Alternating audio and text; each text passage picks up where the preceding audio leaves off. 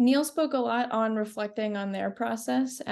Starting with, I had a routine going for a while. I'm not by any stretch of the word a morning person, but I did get up around 11, have some coffee, try to sit with something, a pad or a guitar, a piano from, 1 to 4, and you give yourself a cigarette, a break, and have some food, go for a run, but trying to finish something by the end of the day. Anything at all was a big part of my day for a while. You kind of have to set up a wacky system of cartoon levers and pulleys in order to put yourself in the right state of mind. I think that the trick has been to kind of, for lack of a better word, say to hell with it and become about not intending to do anything and getting your critical or fearful or anxious states of minds completely out of the way, which requires some trickery. Then Oscar Tenney says, it took me some time to figure out what to play, to really get people to actually even notice that I'm playing a drum solo. Because, if it's just an average listener, then it probably goes over their head half the time.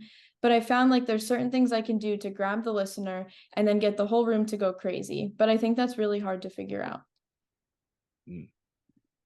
Excellent. Let's keep moving on. So we're going to go to limits and sustainability. This is what we were just talking about as far as even mentally and physically making it on through.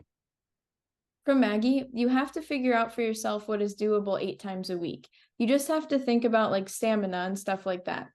On tour, singing wise with the bands and stuff like that is more of the vocal thing I think of. Like me wanting to be able to deliver the best performance that I can with the cleanest sound and the best high notes. From Oscar Tenney, so if there's a gig that I feel is just going to stress me out a lot and burn me out, I'll say no.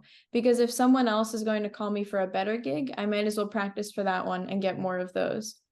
I just did the tour with this rock and roll band, so that was pretty extensive, and I feel like the challenging aspects of that were staying physically well. It's even harder on the hands, so I feel like that's a challenging aspect of that gig. And musically, it's similar every night, but I think more of it is pacing yourself and being really dynamic and knowing what to hit really hard and when to pull back. I had the pleasure of seeing this group perform.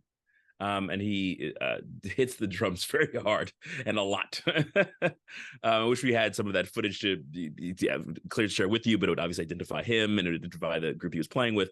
So we can't do that in this particular context, but take from our words that it's a very, very physically engaging act in a similar way to the choreography that Maggie would be tasked with over the course of her job on Broadway. And there's something really significant over in this quote here about I think it's going to be stressful and burn someone out. And Oscar talks about that again in some other places in the research that we're showing you today. But this sort of peeks through in different ways that other people have spoken about the things that maybe wear on them, or even the ways in which they orient themselves toward fulfillment and enjoyment, because there may be lots of parts of their job, profession more broadly, or what they're contracted to do that would sort of inhibit that relationship with fulfillment and enjoyment. So it's really interesting here that he talks about, well, I might say no to a particular opportunity to make space and time for another opportunity. And he's not just in the gig mentality, the say yes, yes, yes mode. He may be just beyond that. All right, let's go on to fulfillment and enjoyment. Maggie Schmidt says you kind of have to have a good why, and I think that's what it is. And if it's just completely self-serving, then it doesn't really feel as fulfilling and it doesn't really get you anywhere. It's like you want to know what the real goal is in a bigger sense. From Neil Stokes, when it works, it works. It's not something that's inherently pleasurable. It's not something that's like, I wouldn't say I do it for the joy of it 100% of the time. When it's joyful, I think of it at its best. And I think on those days, I've truly enjoyed it. But it's not always it. But you're not going to sit there and you're going to bash your head against the wall for a little while, no matter what you do. There are gigs that I don't purely enjoy. It's not like, food or sex or something where it's just like, that's what it's about. It's about spending the time to engage with something long enough for it to become joyful. But not every day is going to be like that. The goal should be joy. Maybe that's something to focus on for me. But meanwhile, I just think that it's what I do. I go to the Village on a Saturday night and I play as hard as I possibly can. And on Mondays, I get up. Then I grab an acoustic guitar and I strum it until something interesting happens. And maybe nothing interesting will happen. But the joy is always something that I try to have. And these are two starkly different depictions of joy, right? These are two starkly different ideas about how to get to a place of fulfillment, who it's based on, what it's based on, what one likes, what one doesn't like, starting from a place of pleasure, not starting from a place of pleasure.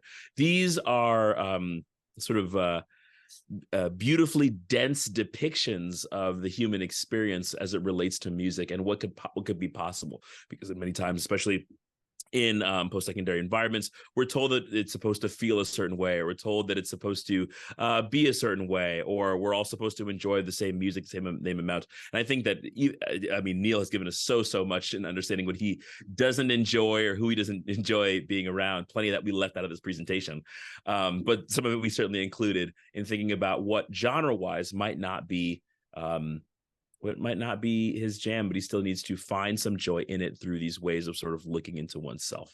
Let's move on to the theme of feedback. That's next. So from Neil Stokes, I try to surround myself. I have looked for them in the past. I could use more writing wise. There's kind of like 3 or 4 people that I send voice memos to, and they send me voice memos. I've played open mics. That's not really good for feedback. No one will tell you when you did something wrong. You can sense when you've done something right, but I'm always looking for more and better criticism in my work. Then from Maggie Schmidt, and we get notes of someone coming in to like clean up everything to see if we're sticking to what we've been given, basically understood for the purpose of what that would be to make sure that people's expectations are being met when they come and see the show. And I think it's just clarity again. Like I think about the storytelling and what they want the lyrics to get across. They want it to sound the way that the arranger intended it and the writer intended it. So I think it's just like trying to keep true to the original material and give the audience the best experience of getting the message, getting the story and the details, and just sonically making it sound good so that people enjoy it. And that certainly loops back to the goal and job clarity that we discussed a little bit earlier. And when we understand what that clarity is, we have a better sort of passageway to experiencing flow.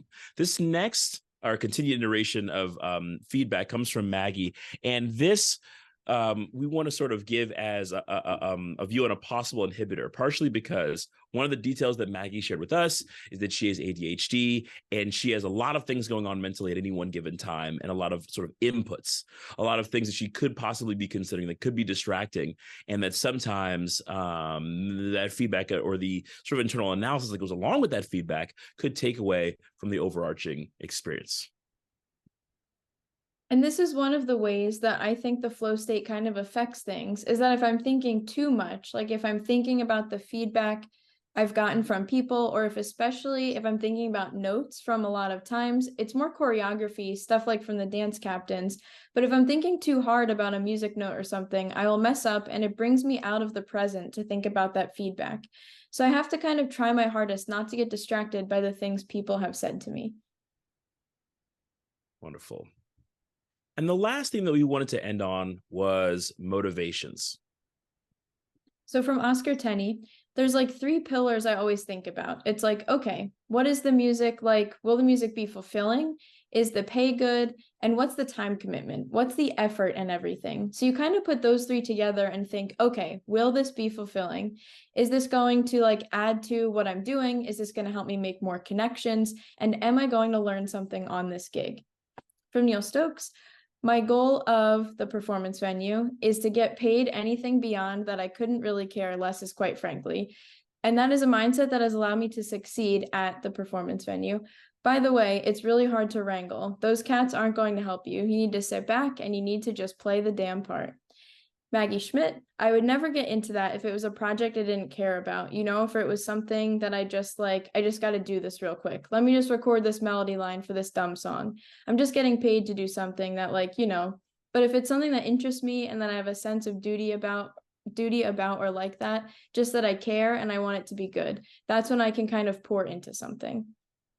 Again, 3 vastly different depictions of motivations for what would drive someone towards expressing their musical abilities through their career, striving towards a place of flow, seeking fulfillment, further identifying goals. These are wildly different people. And there's some beauty in talking about that and discussing that through the lens of wanting to create a space where people in post-secondary environments have depictions of flow or experiencing flow that might look like their own expressions of flow.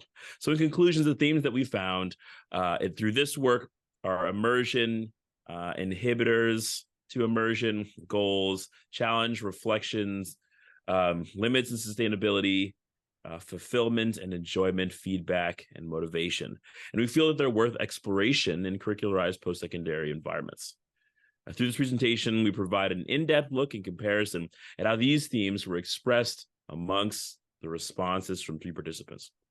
Thank you for your time. From Megan Riley and myself, as I'm Drew Coles. Please feel free to reach out to us with any questions or comments.